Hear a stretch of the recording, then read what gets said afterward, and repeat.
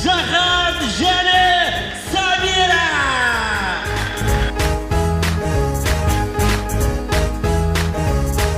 Жохан! Біраз претензия бар менде бұл кісіге. Серьезно ма? Өз-өзін сондай жақсы көреді. Сабира бұл кинода вообще планда болмаған адам. Ешкім бұны киноға шақырмаған. Көп білмейтін маскаларды шешіліп жатыр. Қанша рет айтам, сен миыңа кірмейді екен осы сенің. Зиони менің жүрегім бытырағы. Жүрек саған тоқалы керек болып жүр ме?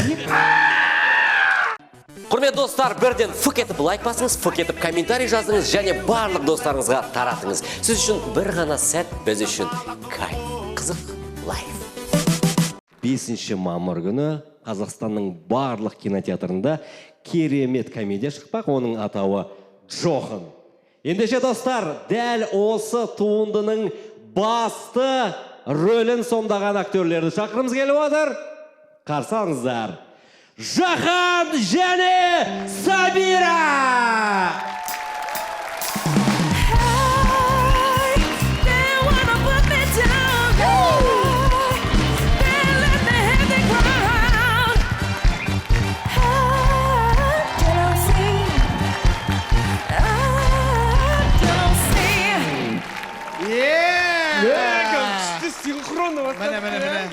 Бұлау дейді, тик-токтан келген қомда еге. Иә, үшеуі де. Сіздікі тексті бар тик-токтар ғой? Иә. О жерде қозғалмайтын тек сөйлейтін тик-ток қой, ерекеңдегі. Ол да тик-ток қой. Ішінде болып отыр ғой. Иә, достар, сонымен қалай келдіңіздер, көңіл-күй қалай? Өте тамаша, өте керемет. Керемет. Үлкен рахмет сіздерге, Еркебұлан, Мәке, шақырғандарыңызға үлкен рахмет. Жалпы сіздің шоуларыңызды өте қатты жақсы көреміз. Әрқашанда үнемі ойымдап тұрып. Сіздер келіп отқаннан кейін бір шапала көріп, кішкене қолдасаңдар. Рахмет. Негізі уайымдайтын жөні бар. Сабира, сіздің де уайымдайтын жөніңіз бар. Сабира, біздің бағдарламада алғашқы рет айтпақшы қошеметтеріңіз. Жахан Ақыры шақырып алды ғой, ақыры. Ақыры. Ақтап жүріп, иә. Біраз сынбап едім негізі, келмеймін деп. Осы жолы ладно дедім. Жарайды. Негізі Жахан бұған дейін келген. Келіп төбелес шығарып. Жалғыз өз емес, қайратпен келген. Жахан келген адаммен төбелесетін әдеті бар. Менімен немене төбелеспекшісің ба? Болды, енді сенімен кинода, келесі кинода төбелесеміз.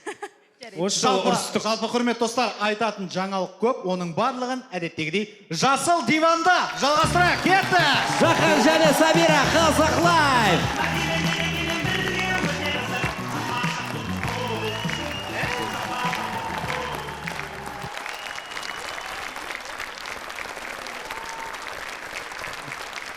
Біздің отырғанымызды күттір екен ғой, вот міне приятно кәдімге. Рахмет сіздерге. Сонымен құрметті достар, Жахан Отарғалиев және Сабира Жарасқызы. Қошеметтеріңіз тағы бір рет. Сонымен жаңағын айтып қалды да Сабира, сынбай жүредім дейді. Неге сынбай жүрсің сен? Қанша рет шақырдың, сынбай жүредім дейді. Қалай сонда? Қалай түсінуге болады бұл? Сынбай жүрім деген. Просто кішкене жалындырайыншы деген ғой. Негізі мен осы жерде Сабираның орнына жауап берейін бе?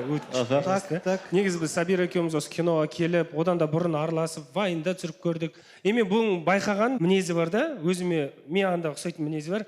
Мен мысалы бір бағдарламаға шақырады, қонаққа шақырған кезде, мен істеген жұмыстарым жоқ болса, просто так барғым келмейді жерге. Хотя бы бір клипке түскен болсам, бір жаңалығым болса, онда мен барам. Бар ғой, сіздерге бітіріп тастаған, талай жұмыстары бар ғой. Дұрыс айтты. Редмидің рекламасы ба? Жоқ, ол саналмайды. Жоқ, вайн, керемет вайн, түр-түрлі, американский мама, казахская мама. Мамалардың түр-түрлі мамалатып отыр ғой, мысалы. Соның бәрін әңгімелесуге болатын. Неге осы уақытқа дейін келмей жүрдіңіз? Негізі шыны керек.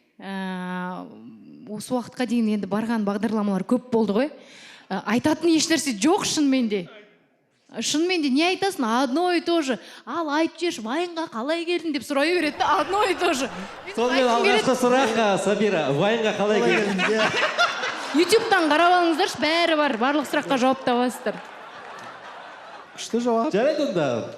Все, сонымен құрметті достар, сіздермен бірге болған Сабира және Жахан. Негізі Сабира мен Жаханның айтып отқаны дұрыс. Келген соң белгілі бір жаңалығымен келу керек. Мінекей бүгін Жахан мен Сабираның керемет жаңалығы бар. Екеуі бірігіп қазақстандық, менің ойымша осы жылдың ең күлкілі комедиясы номинациясына лайықты киноға түсті. Ол киноның атауы 1, 2, 3 Жохан! Иә, бізде Қазақстанда киноның бәрі хандармен байланысты. Иә. Қасымхан, Абылайхан, Жохан. Оны ойламаппын. Сонымен неге Жохан? Өзін өзі жақсы көреді бұл кісі. Жоқ. Мен Нұрболат Абдуллин емеспін. Бұл жерде негізі біздер, мен кез келген бір бастауымда, кез келген жұмысымда өзімнің анаммен санасам. Менің анам ең бірінші көрерменім. Мысалы, бір вайн салам, мама астынан артынша жазып жіберсе, алып тастамын деп. Мен алып тастаймын оны. Сондай санасам да, үнемі мамамен санасып жүремін. Постоянно бір нәрсе. Деген тәрбиелі жігіт. Сол себеп, жоқ, енді тәрбие болған кезде бір жағынан енді ол да бар, бір жағынан сосын мама, ол мама ғой. Любое время баласына жаман болсын демейді. Сол себептен мен бірінші киноның аты, изначальный рабочий аты Жаханға Пахан болған ғой. Қалай? Жаханға Пахан. Жаханға Пахан? Иә. Жаханға Пахан. Неге Жаханға Пахан? Өйткені ол жерде Жахан бар, главный герой, и оның Паханы бар. Сабира ма? Түрмеден шығатын Паханы бар. Сол екеуі туралы кино ғой. Ол кезде Сабира да осы жерде айтып кетейін ба? Жаханға Пахан. Айтып кетейін ба сол кезде? Бірінші рет енді киноның атын сұрадым ғой, сен Жахан киноның атын не деп қоятын болдық деп. Сен айттың ғой Жаханға Пахан деген кезде, ё-моё деп ойлағам үшін. Нем бар еді? Нем бар еді? Очень надеюсь, что... Мен ойладым бар ғой. Надеюсь, что атын өзгертеді деп ойладым. Кином осы болды ма деп. Үйдегілер сұрайды ғой, киноның аты не болып жатыр деп сұрайды ғой. Әлі ойлап тапқан жоқ атын деп қоямын ғой менші. Құтпасы болсын ба? Барып, сен айттың ғой, атын өзгерттік қой деген кезде, нормально ат қойған шығар сен. Жохан дейді ғой, сол кезде қайтадан алысқа кетпепсің ғой деп ойладым ғой, Жохан. Алысқа кетпепсің. Сен маған шығарып жібер, шығып кетсің ба ағайын? Мына кісіге қаптап отыр ғой қайда. Мен де өзім басында қарсы болдым, бірақ енді мен Анвармен санасам, режиссер. Анвар айтты, давайте Жаханға Пахан деп жазамыз, сосын графикамен андай қылып жібереміз бейт, фук дегенде Джоханға Похын болып тұрады дейді. Вообще бітіп шығарып жатыр. Было такое, сондай болды. Джоханға Похан, графикан, тебе же брат дейді. Да, кеттік деді. Анвар Матчанов, егер сен бұл бағдарламаны көріп тұрсаң, фантазияңа монтазия екен сен. Қуат екенсің таза сен, бар ғой? Тануар. Әден түсіресің, бірақ авторлардың тірлігіне араласпа сен. Әркім өз жұмысымен айналсын. Анвар? Жаханға Махан деп көрейін ба дедім, мамаға болмайды деп тоже десең. Аллаға шүкір әйтеуір, есімді жиған Жаханға Пахан болды, он айтты, қайдағы Пахан балам жынысы жоқ, таста деді, короче. Сосын Джоханға Похын дедім, не анауың Похын Мохын деп. Сосын оны да алып тастадым да, соңында айттым, сосын құрсын. Сосын Сабира екеуі хабарласып. Иә, Жахан бар, неге Сабира сен ұялмайтын қандай, Жохан деп қойсам ұялмайсың ба? Сөйт, бір адамның историясы бар. Ол жігіттің аты Жахан, оны бәрі Жохан деп айтады. Сол себептен киноның аты неге қысқа нұсқа тез жатталып қалатын Жохан деп қоя салайық. Сонымен қалды. Тамаша. Ал көп ойланған жоқ. Сіздің жалпы эгоңызға ешқандай әсер етпеді ма? Жалғыз өзінің атымен атай салғаны. Мысалы, мен келіспеймін, менің ойымша бұл әділетсіздік, Сабира. Ол ерунда. Қазір трейлер туралы сөйлесеміз әлі. Әлі біраз претензия бар менде бұл кісіге. Өзіне жеке айтпап ем, мен хотя бы камераның алдында айтып алайыншы. Айт бәрін, бүгін барлығын айтамыз. Азар жүр екенсің, гонорарды қозғамай ақ қойыңдар. Гонорарды... Или қозғасаңдар, мен сразу кете берейін. Гонорарды қозғамаймыз, ақшаны қозғаймыз. Нормально ма? Гонорардың суммасын қозғаймыз. Өзін қозғамаймыз. Өз тұра берсін. Тек қана сомасы. Трейлер, ал. Жақсылап қараңыздаршы, внимательно қараңыздаршы. Вот прям хорошенько посмотрите. Басынан бастап, аяғына дейін Мені Сабирка. іздеп тауып алыңыздар сосын. Да, давай. Құдайға шүкір, екі жерінде бір секундтан көрініп қалдық. Құдайға шүкір, рахмет саған соған. Көріне алмай жүрген қанша адам бар деймін де. Қанағат деген болу керек қой адамда. Осы күнге дейін ешкім бұны киноға шақырмаған, қанша жерден американская, казахская мама болса да. Бір шақырдым ғой, көрінсіз осы қыз. көрінсіз қолынан келетін халыққа көрсетсін. Үлкен кинода басты рөлді осы ма менің кінәм? Жахан Сабираның жеке психологы. Жоқ, негізі Сабира ол жерде біріншіден бұл әзілдеп отыр деп ойлаймын сен, или серьезно? Жоқ, әзілдеген жоқ, бұл негізі сахнаның сыртында айтты. Серьезно ма? Деп қайтып кетсең.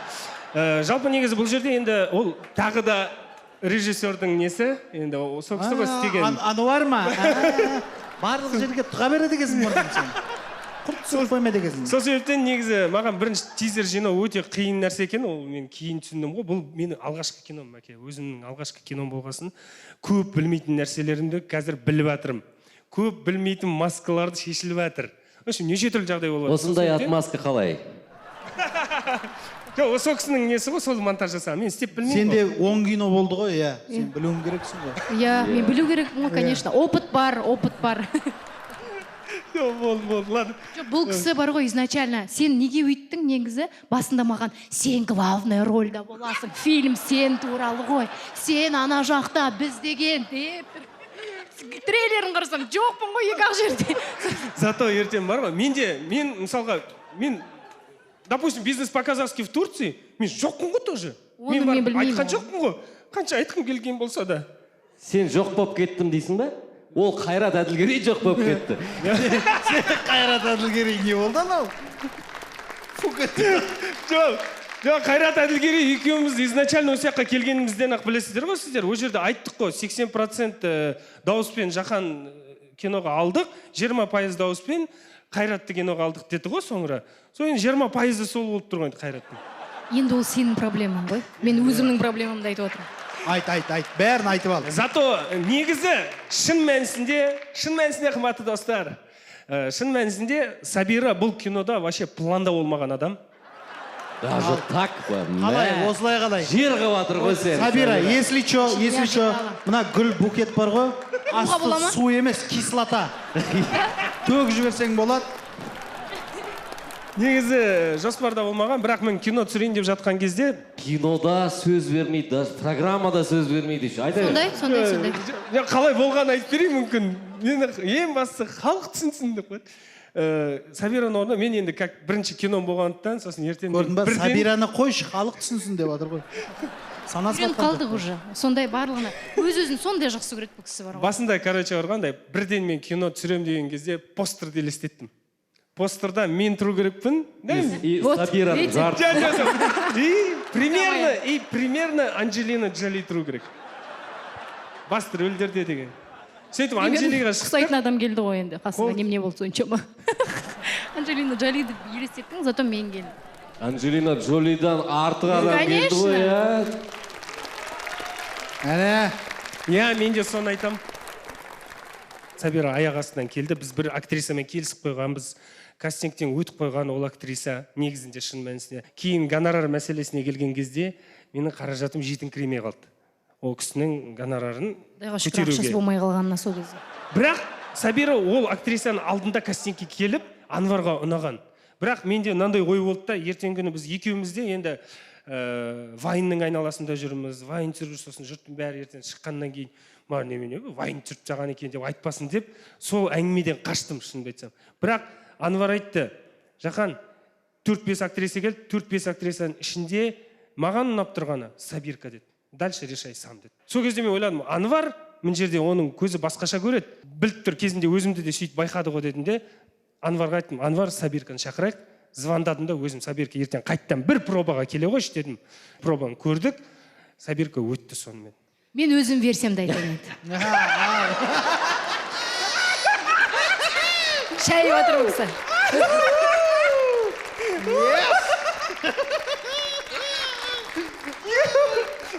Сен менің несерьезлығын көрсетейін жатқан жоқсың ба? Даже диванның ортасында отырған, бәқті қанша жер бар қараса, кішкене. Сразу көрінеді. Бұлай болды. Бұл кісі мені кастинг... Бұл кісі шақырған жоқ, қыздары шақырды. Жақан Өтірғалиевтің фильмі болатын еді, соған кастингқа келіп кетті. Сосын мен ойладым, Жақан не өзі звондамады, соншама бастық болып кеткен ба деп ойладым. Жарайды құрсын деп бардым, кастингіне бардым. Что-то үндемей, жарайды, все деді да, и что-то жоқ болып кетті. Маған қызық болды. И Жақанның өзінен сұрадым, не болды? Кастингтен мен өте алмай қалдым ба деп. Содан кейін сен білесің ба? Сен енді комедияда күшті ойнайсың ғой, сен драмаға жоқсың ғой деді маған. Сосын мен дедім, қалай ол драмада жоқпын мен. Мен драманың көкесін танытам саған, Жақан дедім. Деп жазып жіберді, сөйтіп маған ұзақ сообщение жазып жіберді, сен драманы қалай білмейсің әлі. Ну ладно деді сосын. Иә, сөйтіп жазып едім. Видимо, ойланып қалдым сол кезде. Сол кезде ойланып қалдым, бірақ кейін киноны түсіріп жатқан кезде, қымбатты достар, Алла қаласа, Сабирка сіздерді жылатады. Сіздер тек қана күлдіртпейді, ол жылатады сіздер. Серьезно айтамын. Сол себептен бұл өте мықты актриса. Өйстіп мақтап гонорарын бермей қалдық қой. Гонорар, ал енді гонорарға келейік. Өз аузынан шықты. Біз ұмытып та кетпепсіз. Өз айтып қалды. Ал гонорар. Жақан, сенікі қанша болды десің? Бұл кісі деген 2 майбы қалады гонорарына. 3 үй салып тастайды үлкен Алматы центрда. Сосын бір самолет ала салады шығарсың дачасына, иә? Сізге? Әумин. Маған енді... Суши? Қуанар едім суши болса. Қуанар едім. Суши болса, ой, хотя бы суши деп жеп алар едік қой. Жоқ, негізінде ол құпия ма, гонорар? Негізінде? Гонорар болса құпия болатын еді ғой. Болмаса несін құпия болады ол? Ол дүниеде жоқ. Өмірде жоқ ол гонорар. Негізі аз-маз бар енді.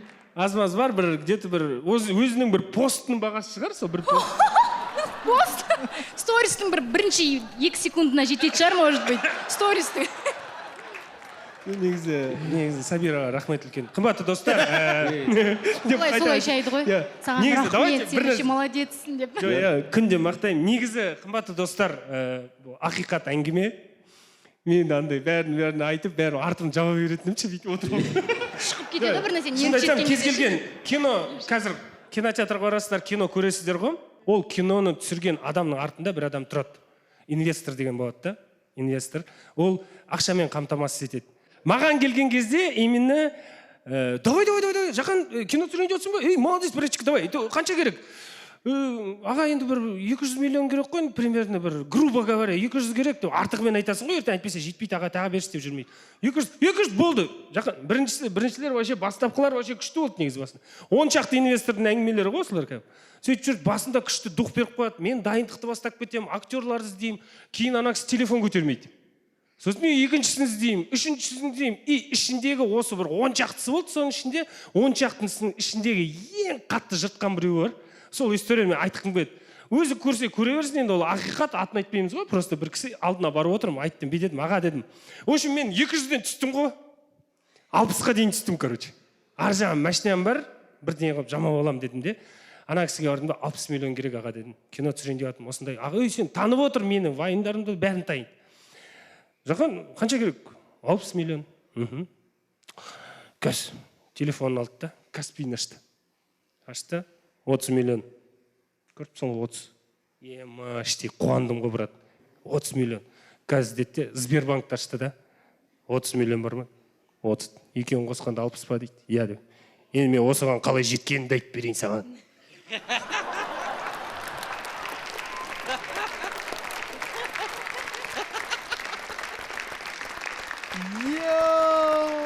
Брат, жыладым ғой. Іштей бар ғой, ема. Мен өз-өзімді бар ғой, кәдімгі жек көріп кеттім ана жерде бар ғой. Еще анау бар ғой, до того меня добил, брат, бар ғой. Мені вообще бытшын шығарып тастады бар ғой. Анау айтты ғой, содан кейін мен ішінде бүйтіп отырмын да, жынданып отырмын да, еще маған бүйтеді. Жақан дейді, қол аяғым былғыдай, такой бүкіл ел таниды сені. Мен ешкім танымайды, туысқандарым басқа. Сені ел таниды, и сен какой-то 60 миллион тауып өтсің ба дейді.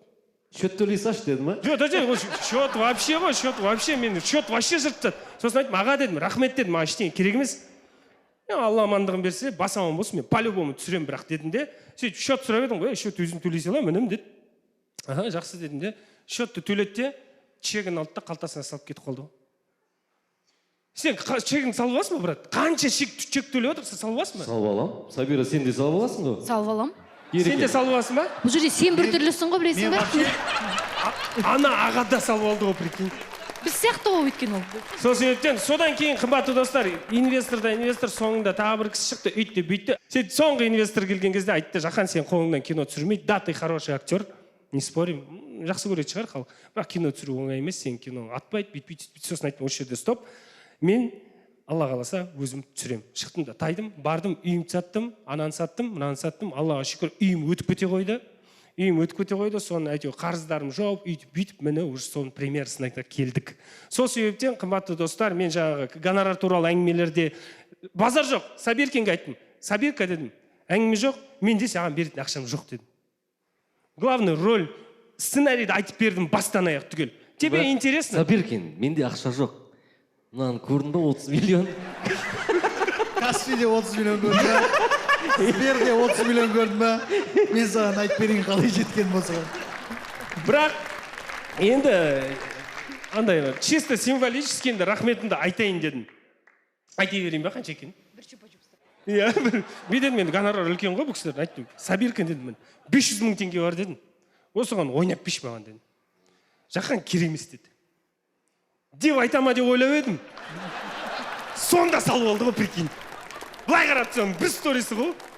Оны айтамын, Саба, сөйтіп келіскен үлкен жоқ, ол кезде мен ешкіммен тегін келіскен жоқпын, бәрінікін өйстіп бәрін бердік.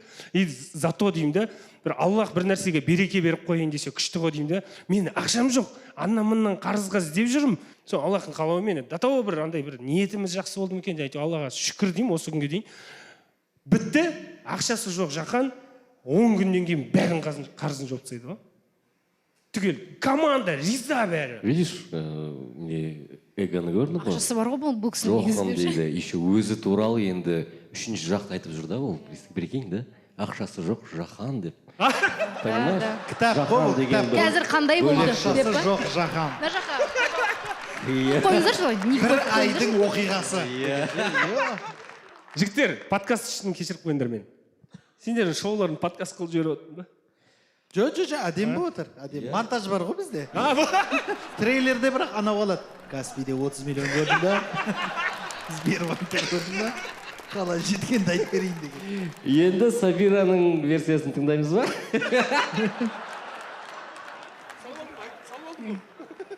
Бұл кісі Стамбулға барып келді.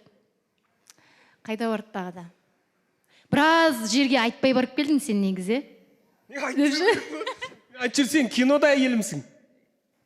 Өмірде мен енді басқа айтып жүретін адамым бар. Жоқ, біліп тұрмын оны. Жалпы деймін де сен маған енді гонорарды бердің ғой. Ақша жоқ деген кезде. Соған кейін тауып тұрмын ғой ақша. Ол өмір ғой деуші.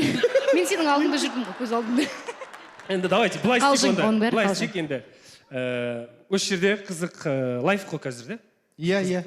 Қызық лайф. Қызық лайф қой қазір. Қызықтаймыз деп жүр ғой. Мен қызықтаймыз деп болған жоқпыз біздер. Мына жақта тұрған кезде сөйтіп қызықтаймызға келдік деп. Иә, есімде жиі қызықлайф. Жоқ, қызық лайф дей берсеңіз болады. Ештеңе етпейді. Қызық лайф бағдарламасында айтайын. Егер Алла қалап менің кином аншлаг болатын болса, Сабирка ойыны халықтың көңіліне ұнаса, Барабанная дробь. мен Алла қаласа жаңа 500 мың гонорар бердім дедім ғой. 600 мың қылып беремін. Соның үстіне бұл еңбегі бар шыны керек осы күнге дейін. Өтірік қалжың. Соның үстіне тағы да 500 мың қосып беремін. Әне. Қалжың. Бұл басқа группа естімесін. Бәрі келіп күшті отношение болып кетсе. Жоқ, шынымен де Сабираның еңбегі өте зор. Мен мана актрисаларға енді ешкім ренжімейтін шығар, енді шыны керек, мен кино біткеннен кейін кәдімгі биттім ғой. Алла шүкір, мен осы қызды осы киноға алғаныма шүкір дедім ғой. Ойнағанына, отношениясына, площадкадегі настроениесіне ең басты. Өйткені мен актермын, және ана ақшаны уайымдап жүремін де мына жақта. Кейбір кезде анда образға кіре алмай жатасың, ананың көздері жаудырап тұрады, бәрінің ақшасын беру керек. Соны уайымдап тұрған кезде бұл давай играем депші бірдеңелерді айтып жаңа күлдіртіп, сондай настроение үшін осы жерде қызық лайф бағдарламасына Сабирканың гонорарына тағы да 500 мың қосып беремін. Әне. Менің ойымша Рахмет. кішкене анықтау керек сияқты. 500 мың. Өздерің алса кино түсіріп сосын 500 мың теңге деп айтсайшы, может 500 мың сом ба, өзбекский сом деп жүресің ба, кім біледі. Доллар ма бәлкім. Сон неге енді сен түртіп отырсың? Мен соны ертең прикол қылып сома келіп берейін деп тұрмын. 500 мың теңге. Рахмет үлкен. Но халықтың көңілінен шықсын, бәрі күшті комментарий жазса, Сабирка күшті ойнапты десе. Жоқ. Комментарийлердің бәрін удалить етейін деп тұрмын. Отырып алып түнде. Так болмайды. Жоқ, өзі жазайын деп жатыр ғой, бірнеше аккаунттан. Ой, онша емес ойнады екен, вообще не үшін алдың екен оны сен. Осы ма шақырғандарың? Сол үшін келгім келмеп еді. Жа, шынымен. Жоқ, қалжың негізі. Жахан, ниетіңе рахмет. Ризамыз. Бұның бәрі қалжың. Әрине, гонорарда тұрған еш нәрсе жоқ. Маған өзіме проект қызық болды. Жаханды тем более білеміз, адам ретінде, дос ретінде білеміз. И сен айттың ғой, қолда, мені қолда дегеннен кейін біздің ниетіміз сол болды. Айтпесе, анам деп тауып тұрған ақша ғой деп. Шүкір, қалжың. Шынымен де ниетіміз біздің таза болды. Сол себепті гонорарды жай қалжың деп айтып, ертең ренжіп жүрме маған, блокировать етіп везде. Я вообще мана 500 мың бермей қоймасың да? Давай біз оны алайық та бір қайырымдылық қорға менің атымнан. Все, давай. Керемет идея. Ендеше құрметті достар, осы қызға бағдарламасында басталған челлендж болсын. Барлығымыз кинотеатрға барып көрейік киноны, және де Жаханның осы бағдарламадан кейін шыққан постының астына өздеріңіздің пікірлерін сақтап кетіңіздер. Сабира қалай ойнады? Жақсы немесе керемет? Осының барлығын жазып кетіңіз. Екі-ақ вариант бар. Басқа вариант жоқ. Және де барлықтарыңыз жоқын деп атау өзгергеніне рахмет Ануар деп жазып кетіңіздер. Анаңқы қабылданғанда бытшыт болар еді. Сол үшін рахмет деп жазыңыздар бәріңіз. Оқысын ол. Сабиркин білуімше Жаханның жұбайының рөлін ойнайсыз, иә? Неге Балжан ойнамады? Ойнай алмайды ғой. Ойнай алмайды ғой просто. Мен сияқты опыт жоқ қой. Опыт жоқ қой. Негізі ана Сабираға дейін шақырған актриса Балжан еді, гонорарын сұраған десе. Жоқ. Сол ғой деп. Ол Білуімше Балжан да түсті осы кинода, иә? Ең қызығы, Балжан басында бірден айтты, Жахан бірінші киноң. Мен сен и так-то өзі кішкентайлау шататься етіп жүрген нервіңді даже нервничать еткізбейін. Ойнайтын өзің қалауыңды жасай бер, самое главное, мен саған поддержканы берем, үйіңді сатуға келсем, все нормально деді. Ол наоборот андай әйелім поддержкасын берді. Сабираны алғаннан кейін ең қызығы кинода Балжанның эпизодный рөлі бар, Сабираның подружкасы ойнайды. Негізі мен білесің ба, видеопробаға келген кезде Әсел Қалиева нетіп жатқан, видеопроба түсіріп жатқан. Сол кезде ойладым ғой, мынандай актрисалар болса, мен явно өтпеймін деп отырдым ғой. Я вообще была уверена, что я не пройду, на самом деле. Өйткені енді Әсел Қалиеваның уровень, и сосын мен просто блогер болып жүрген адамым ғой. Тем более беріліп ойнап жатырды ана видеоға. Деп сразу духым түсіп кетті ғой, ана жақта отырған кезде. Зато ол кісінің өзі айтты, Сабирка ойнасын деп.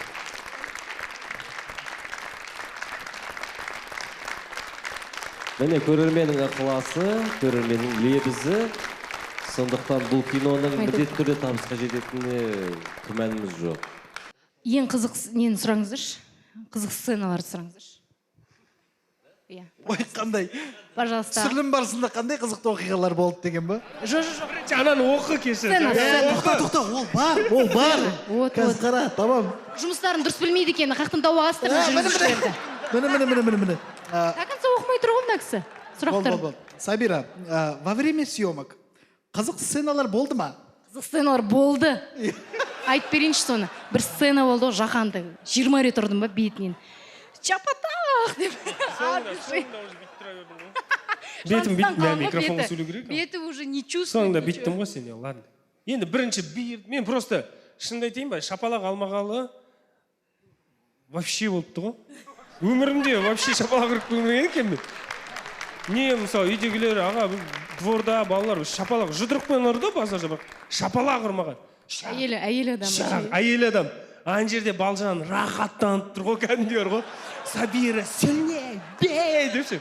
Мынау деген мароккан образда ғой, еще жүгіріп келеді, да тебе, на тебе. Анвар специально істеді. Анвар менің құрдасым ғой.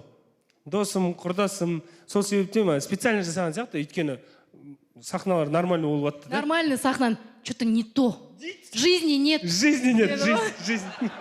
Жизнь 20 рет па ұрды ғой бетімнен. Ең бастысы, вот сіздердің көңілдеріңізден шығатын дүние болғанын қалаймыз. Шықса екен, басқа бізге одан артық ешқандай кайф жоқ. Иә, құрметті достар, Қазақстанның барлық кинотеатрларында 5 мамырдан бастап жоғын. Келіңіздер, көріңіздер, жалпы отандық өндірушіні үнемі қолдайық. Жохан және Сабира дейді да, ең болмаса. Иә, сөйтейік. Жохан және Сабира. Сонда киноны іздеп жүрмейсің бәрі. Жоқын емес, жоқын. Сабира деді, кассының алдында айқай болып отырса. Ендеше достар, мінекей біз Жахан мен Сабираны кәдімгідей дайын, ысталған, қақталған кәдімгі комедия актері санаймыз. Сондықтан дәл қазір сіздерге импровизация ретінде бір ойын ұсынбақшымыз. Иә, және де ол бірден ойдан шыққан дүние болмасын деп шағын сценарий бар. Сценарий желісі бойынша. Кеттік. Яғни сіздерге белгілі бір кейіпті береміз, сіздер оны ойнатып шығу керексіздер. Текст экранда болады, ал іс-әрекетті біз сіздерге оқып отырамыз, кәдімгі сценарий. Ендеше достар, дәл қазір таза импровизация. Иә. Жахан және Сабира Махаббат кафесі киносында. Кеттік. Ендеше ойын съемочный алаңға өтіңіздер. Шағын сценарийді Марат оқиды. Мен мына жақтан дұға жасап поддержка береміз. Давайте.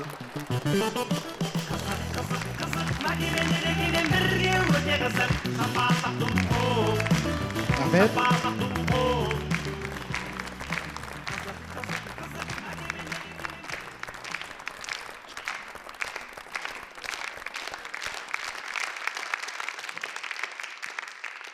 Махаббат кафесі фильмі.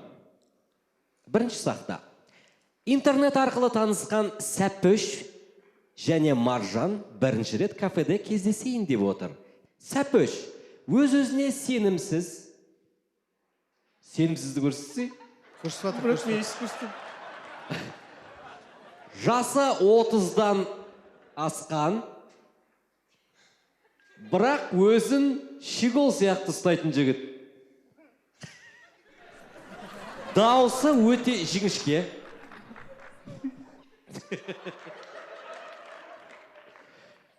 Сәпөш кафеде Маржанды тағатсыздана уайымдап күтіп отырады. Хотя бы әдемі болса екен. Вроде фотода тұр нормально оған сияқты. Сәпөш Маржанды дәл осы сәтте 5 түрлі көкөніске теңейді. Апельсин. Көкөніс, апельсин. Апельсин біздің ауылда көкөніс. Апельсин, біздің ауылда апельсинді, нені, капустаны апельсин деп айтады. Салат қылып жейді. Салат қылып жейді. Так, огурцы сияқты болса екен, сондай. Соң бірінші келген кезде бұлайна жанына бүйтіп, бұлайна бір мұрны, соң кейін.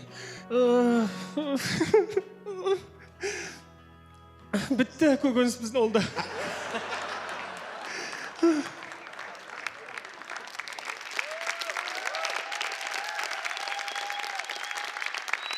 Жаңа кейіпкер Маржан рөлінде Сабира.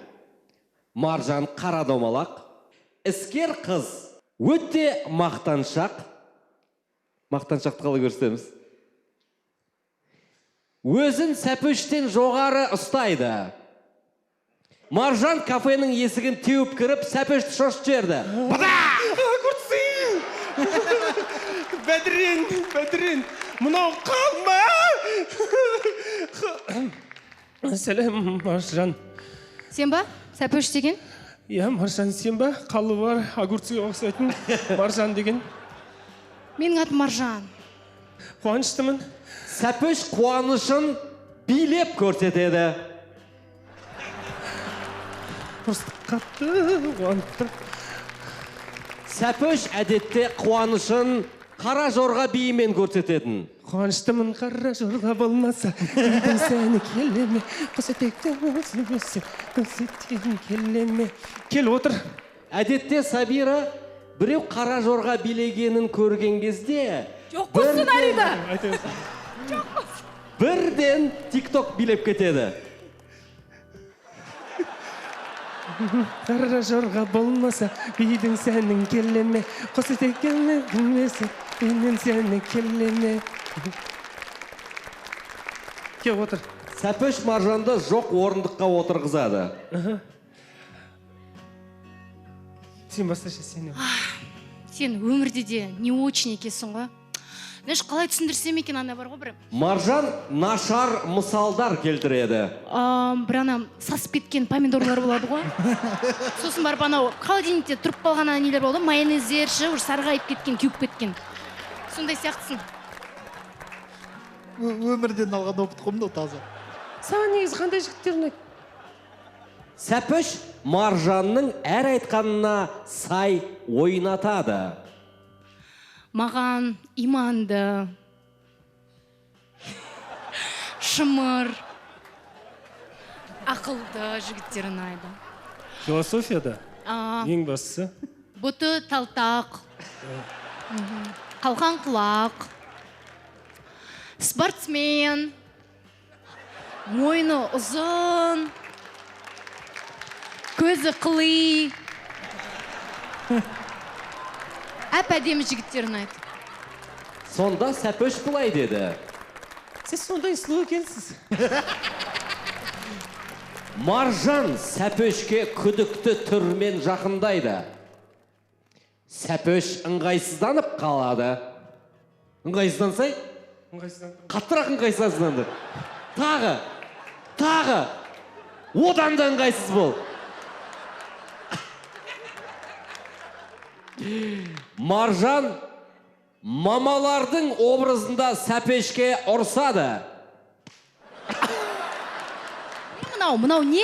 Қанша рет айтам, сен миыңа кірмейді екен осы сенің. Елдің, жұрттың балаларына қараш, өзіңдей Мұрат Әбділдәні қарасаш, қандай?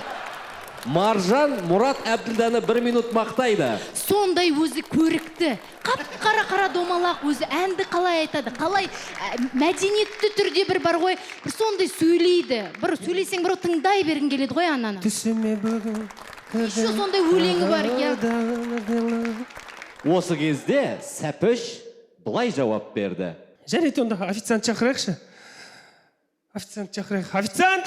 Сәпешке оң аяғы ақсақ, бүкір, сол қолын жоғары көтеріп жүретін, басы бос емес, аузы қисық, мақалдап сөйлейтін официант жақындайды.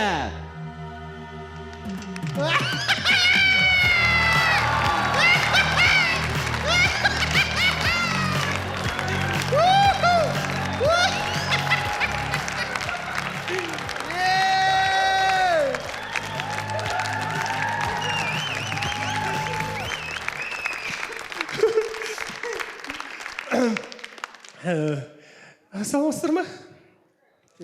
Меню бар ма? Сонда официант былай дейді. Менің сұрасам менен берейін саған. Сенің алдынан іздемей-ақ табылады деп, адамға да қайтпақшы. Келіп қалып кеткен тілектеріңізді орындаймын. Официант 30 секунд бойы қолынан не келетінін айтады. Мен қолымнан бәрі келеді. Неге сол қолым көтеріп өсеңдер, абсолютмен келдім. Аузым қисық болса да байдың баласымын. Соны айтып болып, официант қандай тапсырыс бересің де?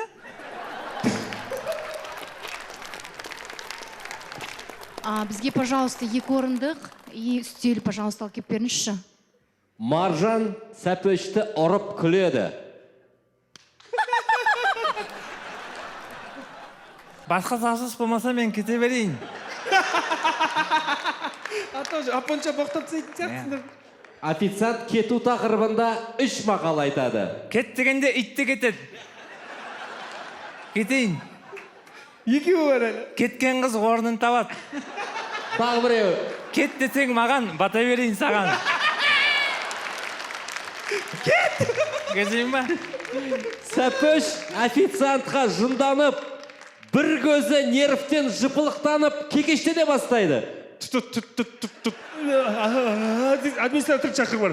Тұрайын ба, барайын ба? Бар да, тұр. Администратор шақыр бар. Администратор? Администратор.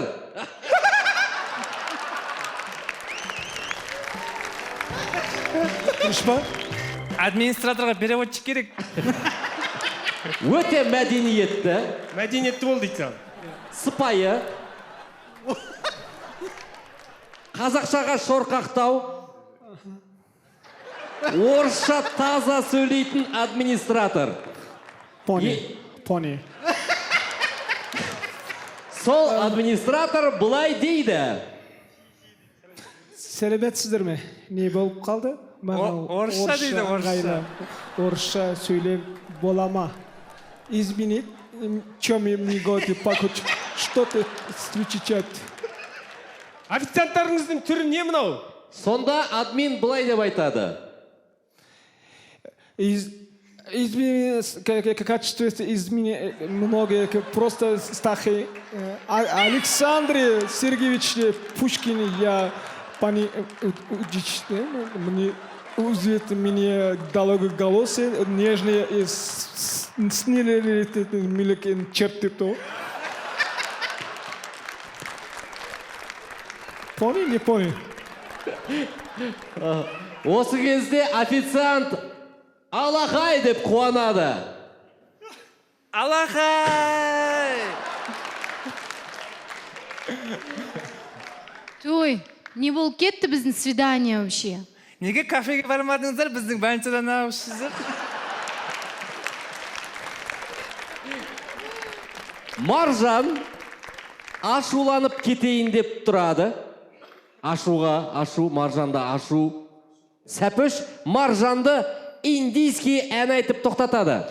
Хасати, хасати, жасати, хасати, хасати.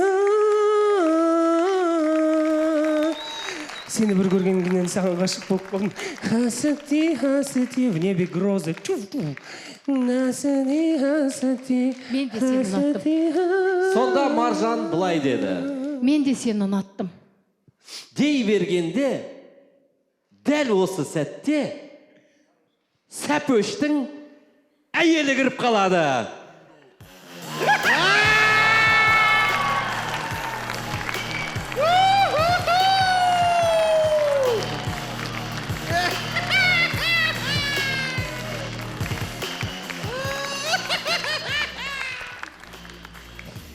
Кіріп қалады да, Сәпөштің әйелі былай дейді. Біздер палатамызға бара берсек бола ма? Тұра тұрыңыздар. Күшті болып тұрсыздар. Сәпіш? Мынау не? Ойбай! Бұл не масқара? Мынау Сәпіш? Сен сонда... Балжан не айтарын білмей Сәпөшті еркелетеді. Сен сонда.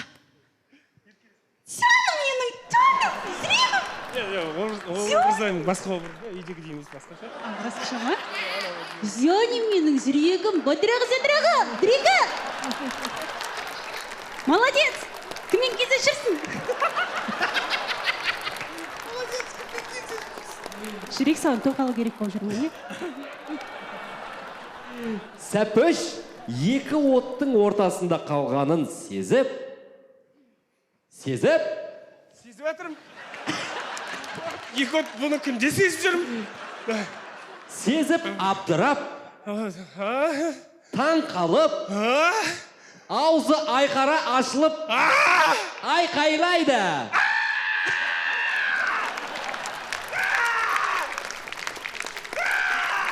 Сонда Маржан былай дейді. Ногом? Кто такая вообще? Зеленая, как огурец вообще. Давай выбирай тогда, либо я, либо она. Деп Маржан өзінше болып тұрғанда, кафеге Маржанның жігіті кіріп келеді.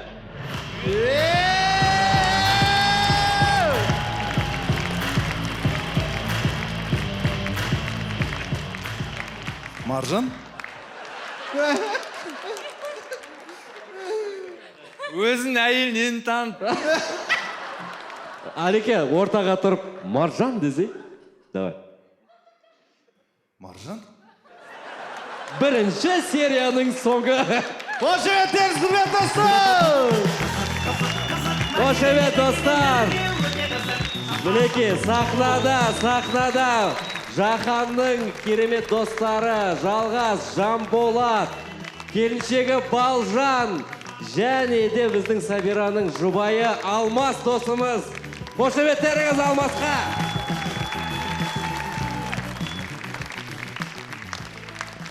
Бүгінгі кештің нүктесін қойды Алмас, керемет нүктесін қойды. Алмас бірінші рөлі сияқты бұл. Алмастың бірінші рөлі. Бірінші проектісі. Тосын.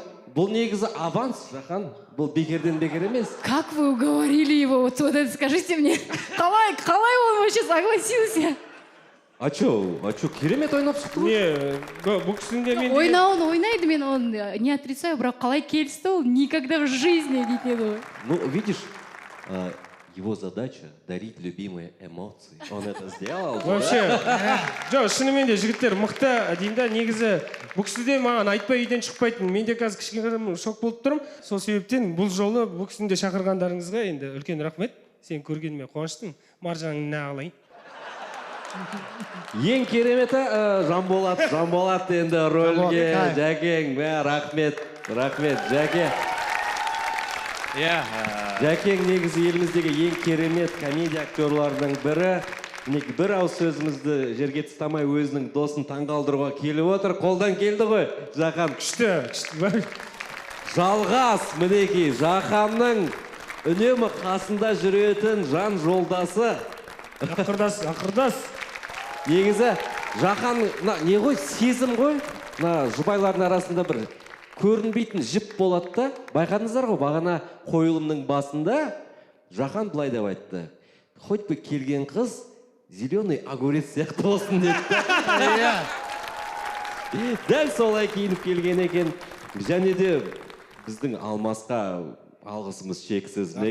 Шыға салып кәдімгідей бір сөзбен ақ жарып жерді. Қошеметтеріңіз. Бір сөзбен қойылымның точкасын қойып бер.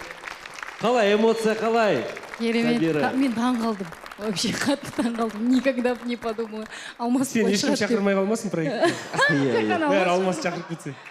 Күйеуі де жақсы ойнайды. Неге Алмас, неге?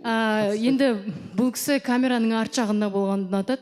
Өзі, вообще жақсы көрмейді. Камераны көрсе бірден, Өзіңіз қалай, Алмас? Бірінші опыт қалай, бірінші тәжірибе? Жақсы. Просто камераның артында жүрген. Жерде бір емес қой, толып тұрғаннан бері. Адам көп. Көрдің бе? Сол ыңғайсыз да ман. Бір аузын ашса әйтеуір залды жыртып жатыр, байқандар ма? Жақсы десе зал қырылып жатыр. Оны талант дейді Алмас. Сондықтан Алмас ескере жүр, сен де түссең болады. Жахан, алтын сырға құлағыңа. Болды.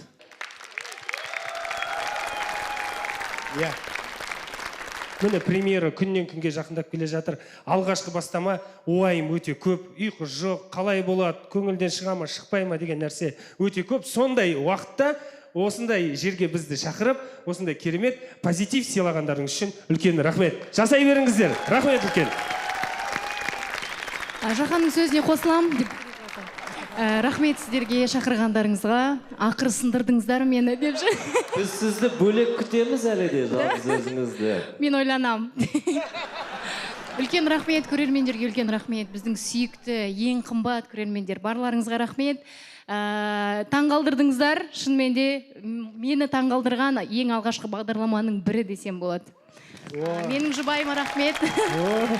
Біздің гонорар осы ғой. Үстіп айтпасақ, шақыра береміз ғой біз.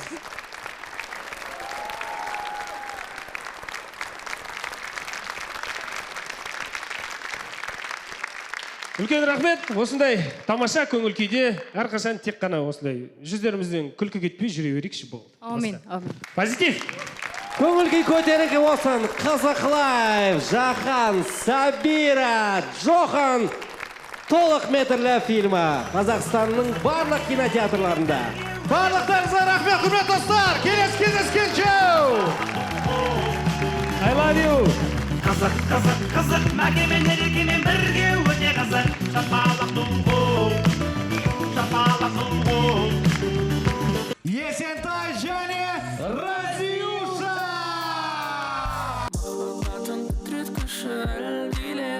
Вайн жұртқа бір сәлем. Зеңді қойып ұсыныс жасадың ба не? Париж, кайф. Күтем ғой мен осы посттарды. Мен бақытты қаласың всю жизнь.